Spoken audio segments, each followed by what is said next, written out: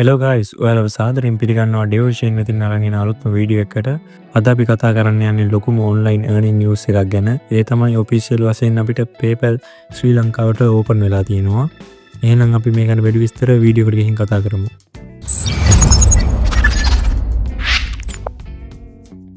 අද social media වල ඔයාලා දකින්න ඇති PayPal නිල වශයෙන් ලංකාවට හම්බුණා කියලා නිවුස් එකක්.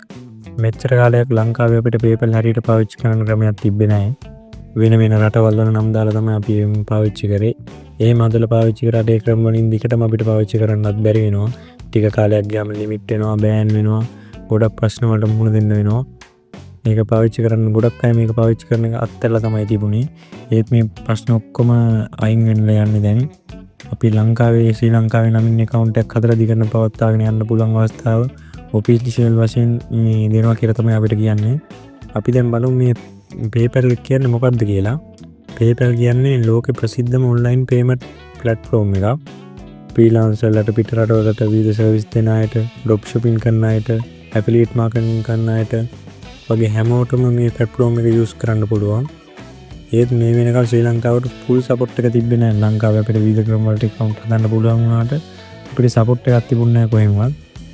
අපිට මේ PayPal account create කරන්න පුළුවන් වුණාට receive payment direct කරගන්න බැරි ප්‍රශ්න තිබ්බා.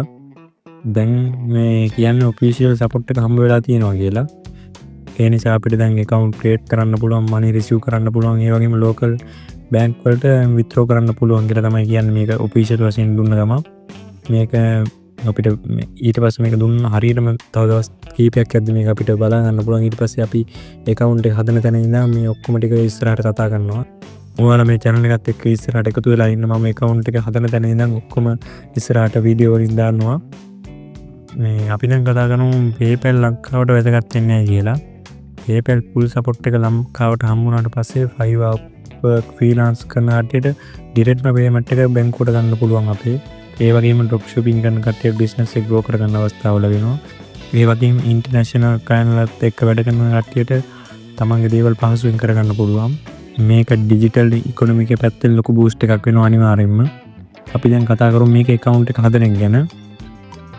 මේක official වශයෙන් full support එක අපිට හම්බෙලා කියලා තමයි දැනට කියන්නේ. ඒ වුණාට මේ හම්බුන ගමන් ඔයා account එක create කරන්න try කරන්න එපා.